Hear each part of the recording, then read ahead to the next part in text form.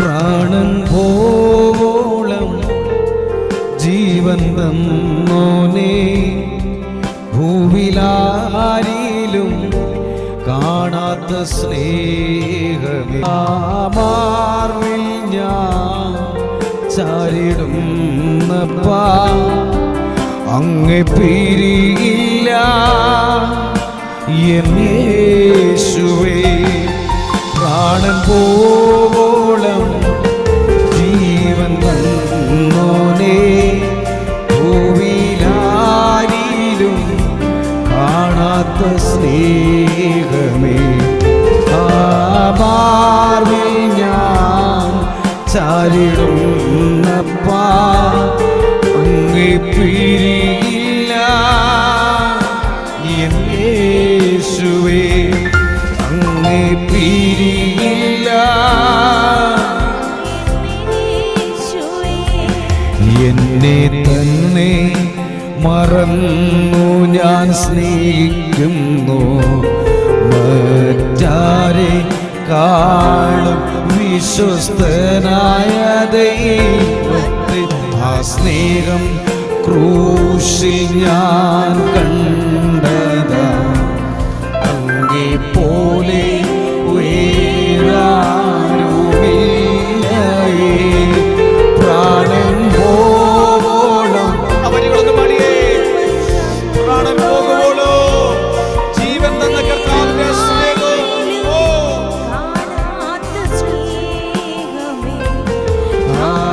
മാറിൽ ഞാൻ ചാരിടുന്നപ്പാ, അങ്ങേ പിരിയില്ല. ദൈവനാമത്തിന് മഹത്വം ഉണ്ടാകട്ടെ. നമ്മുടെ ആയുസിന്റെ ഒരു ദിനം കൂടെ കാണുവാൻ സ്വർഗം നമ്മളെ ആകർഷിച്ചടുപ്പിച്ചതിനായി നന്ദി പറയാം. ദൈവത്തിന്റെ ആത്മാവിനാൽ സകലരും പഠിപ്പിക്കപ്പെടും. ആ തിരുവചനപ്രകാരം നമ്മളെ തന്നെ പരിശുദ്ധാത്മാവിന്റെ കരങ്ങളിൽ സമർപ്പിക്കാം. ആത്മാവേ, ഞങ്ങളെ പഠിപ്പിക്കണമേ. ഇന്നത്തെ നമ്മുടെ ചിന്താവിഷയം ലെൻഡ് ആൻഡ് ഫാസ്റ്റിംഗ്, നോയമ്പും ഉപവാസവും. യെശയ്യാ പ്രവാചകന്റെ പുസ്തകം 58 അധ്യായം 5 വാക്യം. Book of Isaiah chapter 58 verse 5. Is such the fast that I chose, a day for a person to humble himself? Is it to bow down his head like a reed and to spread sackcloth and ashes unto him? Will he call this a fast and a day acceptable to the Lord? എനിക്കിഷ്ടമുള്ള നോയമ്പും മനുഷ്യൻ ആത്മതപനം ചെയ്യുന്ന ദിവസവും എങ്ങനെയുള്ളതോ, തലയെ വേഴത്തെ പോലെ കുനിക്കുക, രട്ടും വെണ്ണീറും വിരിച്ച് കിടക്കുക, ഇതാകുന്നുവോ ഉപവാസം? ഇതിനോ നീ നോയമ്പും യഹോവയ്ക്ക് പ്രസാദമുള്ള ദിവസമെന്ന് പേർ പറയുന്നത്? ആമേൻ. ലോകമെമ്പാടും ഈ ഒരു പ്രത്യേക സീസണിലൂടെ കടന്നു പോവുകയാണല്ലോ. ഏതൊരു പ്രവൃത്തി നാം ചെയ്യുന്നതും വചനത്തിന്റെ അടിസ്ഥാനത്തിലായിരിക്കണം. വചനം എന്ത് പറയുന്നോ അത് നമ്മൾ ചെയ്യുമ്പോഴാണ് ദൈവം നമ്മളിൽ പ്രസാദിക്കുന്നത്. പരിശുദ്ധാത്മാവ് ചോദിച്ച ചോദ്യമാണത്. ജീവിതത്തിൽ ആത്മീയതയെ ആളിക്കത്തിക്കുന്നതാണ് നോയമ്പും ഉപവാസവും. ഏത് തരത്തിലുള്ള നോയമ്പും ഉപവാസമാണ് നാം അനുഷ്ഠിക്കേണ്ടത്? ദൈവത്തിന്റെ വചനം പറഞ്ഞുതരും എങ്ങനെ ഉപവസിക്കണമെന്നും അത് ആ ഉപവാസത്തിന്റെ റിസൾട്ട് എന്തായിരിക്കണമെന്നും പരിശുദ്ധാത്മാവ് ദൈവം നമ്മളെ പഠിപ്പിക്കും.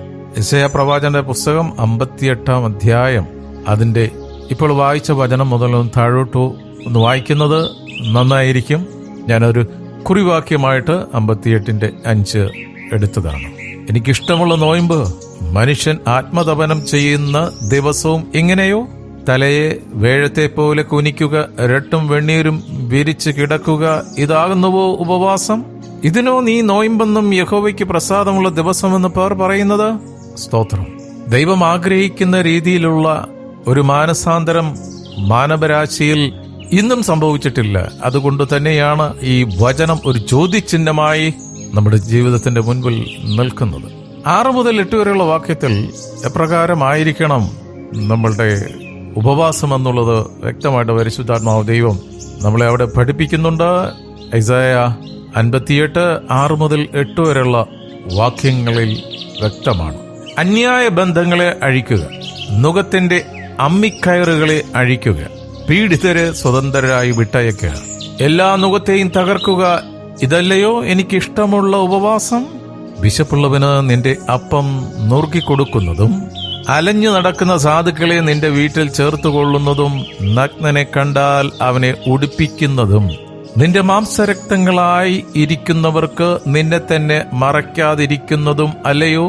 അപ്പോൾ നിന്റെ വെളിച്ചം ഉഷസ് പോലെ പ്രകാശിക്കും, നിന്റെ മുറിവുകൾക്ക് വേഗത്തിൽ പൊറുതി വരും, നിന്റെ നീതി നിനക്ക് മുമ്പായി നടക്കും, യഹോവയുടെ മഹത്വം നിന്റെ പിൻപട ആയിരിക്കും. ഹല്ലേലൂയ. വളരെ വ്യക്തമാണ്. വളരെ സമയമെടുത്ത് ഒന്ന് ഈ വചനം മനസ്സിരുത്തി ഒന്ന് ചിന്തിച്ചാൽ ദൈവത്തിന്റെ വചനപ്രകാരം ക്രമപ്പെടുത്താത്ത പല കാര്യങ്ങളും ഒരു സ്ക്രീനിൽ തെളിഞ്ഞു വരും. പരിശുദ്ധാത്മാവ് ഇന്നതെന്ന് വ്യക്തമായി നമുക്ക് കാണിച്ചു തരും. ഭക്ഷണ സാധനങ്ങൾ മാത്രം വെടിയുന്നതാണോ ഉപവാസം? നമ്മുടെ നോയമ്പ് ഉപവാസങ്ങളും എങ്ങനെ ആയിരിക്കണം? പലപ്പോഴും നമ്മുടെ ജീവിതത്തിൽ സംഭവിക്കുന്നത്, ഉപവസിക്കുന്ന നാളിൽ ഭക്ഷണ സാധനങ്ങൾ വെടിയും, പക്ഷേ സ്വഭാവം വെടിയുന്നില്ല. സഹോദരനോട് രമ്യതപ്പെട്ടില്ല, ക്ഷമിക്കാനുള്ളതോട് ക്ഷമിച്ചില്ല, വിടാനുള്ളത് വിട്ടില്ല, സഹോദരന്റെ വീട്ടിൽ പോയിട്ടില്ല, ഭർത്താവിന്റെ വീട്ടുകാരുമായിട്ട് മിണ്ടിയിട്ടില്ല, ഭാര്യയുടെ വീട്ടുകാരുമായിട്ട് മിണ്ടിയിട്ടില്ല, കൂട്ടായ്മയിലുള്ളവരുമായിട്ട് ഇതേവരെ മിണ്ടിയിട്ടില്ല. വീണ്ടും അടുത്ത ഉപവാസത്തിലേക്ക് കയറി കഴിഞ്ഞു. ദൈവത്തിന്റെ വചനപ്രകാരം എവിടെയാണ് മുറിച്ചു മാറ്റേണ്ടത്? നിന്റെ വസ്ത്രമല്ല വലിച്ചു കീറേണ്ടത്, നിന്റെ ഹൃദയമാണ് വലിച്ചു കീറേണ്ടത്. ദൈവത്തിന്റെ വചനപ്രകാരം നമുക്ക് ആഴത്തിൽ ഈ ഒരു വിഷയത്തെക്കുറിച്ചൊന്ന് ചിന്തിക്കാം. ഒന്നാമതായിട്ട്, നോയമ്പും ഉപവാസവും പ്രകടനമായിരിക്കരുത്, അത് അനുഭവമായിരിക്കണം. ഹല്ലേലൂയ. ചില വ്യക്തികൾക്ക് അതൊരു പ്രകടനമാണ്, അതൊരു സീസണൽ ഫാസ്റ്റിംഗ് ആണ്. ഒരു പ്രകടനമായിരിക്കരുത്, അതൊരു അനുഭവമായിരിക്കണം. ദൈവത്തോടുകൂടി സഹവസിക്കുന്നതായിരിക്കണം നോയമ്പ്. 40 വർഷം കൊട്ടാരത്തിലും 40 വർഷം മിദ്യാനിലും 40 വർഷം ഇസ്രായേൽക്കാരുടെ ഇടയിലും സഹവസിച്ച മോശ 40 രാവും 40 പകലും പർവ്വതത്തിൽ ദൈവത്തോടുകൂടിയായിരുന്നു. പർവ്വതത്തിൽ നിന്ന് താഴോട്ട് ഇറങ്ങിയപ്പോൾ മോശയുടെ ത്വക്ക് പ്രകാശിച്ചു. സഹോദര സഹോദരി, ഈ ഉപവാസം തീരുമ്പോൾ നിന്റെ ത്വക്ക് പ്രകാശിക്കുവോ അതോ മുമ്പത്തേക്കാൾ ഇരുണ്ടതായിരിക്കുവോ? സ്തോത്രം. ഉപവാസം ആരുടെ കൂടെ ഇരിക്കണമെന്ന് വളരെ വ്യക്തമാണല്ലോ. ദൈവത്തോട് കൂടി ഇരിക്കുന്നതാണ് ഉപവാസം. അപ്പോൾ ആ ഒരു പ്രകാശം, ദൈവത്തിൽ നിന്ന് ലഭിക്കുന്ന ആ ഒരു പ്രകാശം ഉണ്ടല്ലോ, അത് മുഖത്ത് പ്രകാശിക്കും, അത് മുഖത്ത് വിളങ്ങിക്കാണും, അത് മറ്റുള്ളവർക്ക് അനുഗ്രഹമായിരിക്കും. പുറപ്പാടിന്റെ പുസ്തകം 34 അധ്യായം അതിന്റെ 30-ാം വാക്യം, Book of Exodus, chapter 34, verse 30. Aaron and all the people of Israel saw Moses, and behold, the skin of his face shone, and they were afraid to come near Moses. അഹറോനും ഇസ്രായേൽ മക്കളും എല്ലാവരും മോശയെ നോക്കിയപ്പോൾ അവന്റെ മുഖത്തിന്റെ ത്വക്ക് പ്രകാശിക്കുന്നത് കണ്ടു. അതുകൊണ്ട് അവർ അവന്റെ അടുക്കൽ ചെല്ലുവാൻ ഭയപ്പെട്ടു. സ്തോത്രം. ഇത് വചനത്തിൽ സംഭവിച്ച കാര്യമാണ്. മോശ കർത്താവിന്റെ കൂടെ നിന്ന് മലയിൽ നിന്ന് ഇറങ്ങി വന്നപ്പോൾ, 40 ദിവസത്തിന് ശേഷം ഇറങ്ങി വന്നപ്പോൾ ഉണ്ടായ സംഭവമാണ്. ഈ നോയമ്പ്, ഉപവാസവും നോയമ്പും ഒക്കെ കഴിയുമ്പോൾ നമ്മളെ കാണുമ്പോൾ നാട്ടുകാർ പേടിച്ചോടുവോ, അത് നമ്മൾ നാട്ടുകാരെ പേടിപ്പിക്കുവോ? സ്തോത്രം. ശരിക്കും ആത്മശോധന ചെയ്യേണ്ട ഒരു സീസണാണിത്. സ്തോത്രം. ഒരുപക്ഷെ ഇപ്പോ ഈ ഒരു സീസൺ മുന്നോട്ട് പോകുന്നതനുസരിച്ച് ചിലപ്പോൾ കർത്താവ് വന്നാലോ എത്ര പേർക്ക് പോകാൻ പറ്റും? ആഹാര സാധനങ്ങൾ വെടിഞ്ഞുകൊണ്ട്, ഉപേക്ഷിച്ചുകൊണ്ട്, മറ്റുള്ള എല്ലാ എന്റർടൈൻമെന്റും മാറ്റിവെച്ചുകൊണ്ട്, ഒരു ബാഹ്യ പ്രകടനം നടത്തിയതുകൊണ്ട് കർത്താവിന്റെ കൂടെ പോവില്ലേ? ഹൃദയം വലിച്ചു കീറിയവനെ കർത്താവ് എടുക്കുകയുള്ളൂ. പലപ്പോഴും ആ ഉപവാസത്തിന് നേതൃത്വം കൊടുക്കുന്നവർ പോലും തന്നെ, സ്തോത്രം, ഹൃദയം വലിച്ചു കീറിയിട്ടില്ല. പുറമേ കാണുന്നതല്ല ഉപേക്ഷിക്കുന്നത്. ദൈവത്തിന് വേണ്ടത് നിന്റെ ഹൃദയമാണ്. അവിടുന്ന് നോക്കുന്നത് ഹൃദയമാണ്. ബാഹ്യമായിട്ടുള്ളതൊന്നും ദൈവത്തിന് പ്രശ്നമല്ല. അതെല്ലാം മനുഷ്യനാണ്.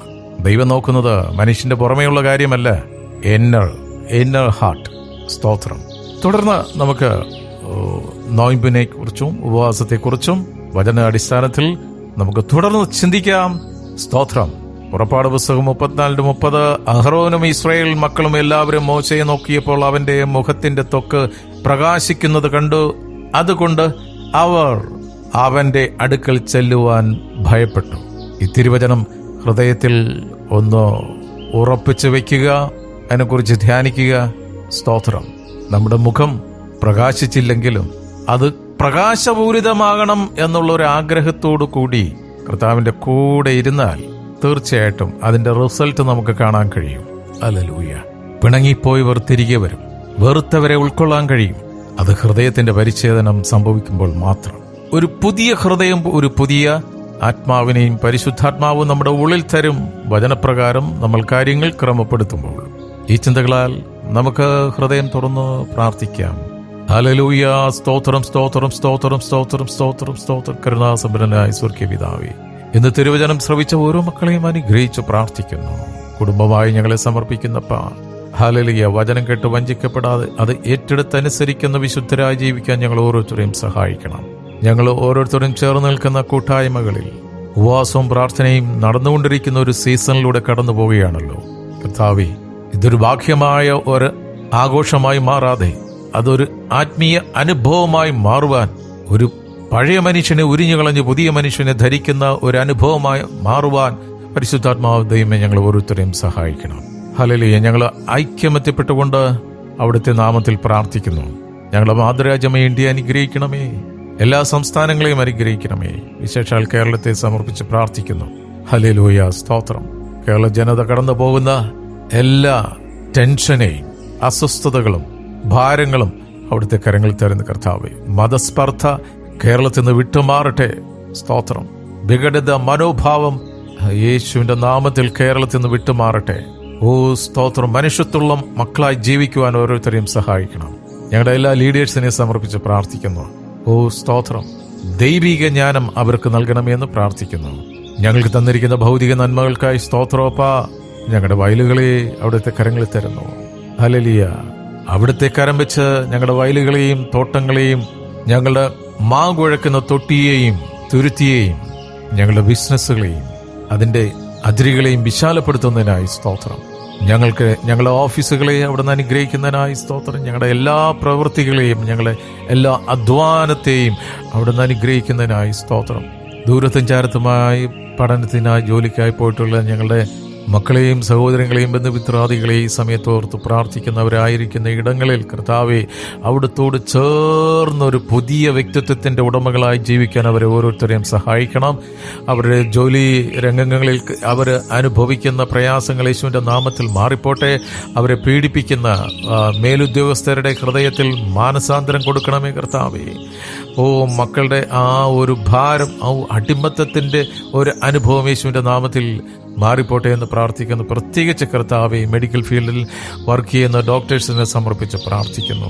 അതുപോലെ കർത്താവെ ഞങ്ങളെ മാതൃരാജ്യമേ ഇന്ത്യയെ കാക്കുന്ന പട്ടാളക്കാരെ ഓർത്ത് പ്രാർത്ഥിക്കുന്നു. ദൈവമേ ഹല്ലേലൂയ. അകത്തുനിന്നും പുറത്തുനിന്നും ഉണ്ടാകുന്ന എല്ലാ ദുഷ്ടശക്തികളുടെ പോരാട്ടങ്ങളെ അതിജീവിക്കുവാൻ ഹല്ലേലൂയ ഞങ്ങളെ ജവാന്മാരെ അനുഗ്രഹിക്കണമെന്ന് പ്രാർത്ഥിക്കുന്നു കർത്താവെ.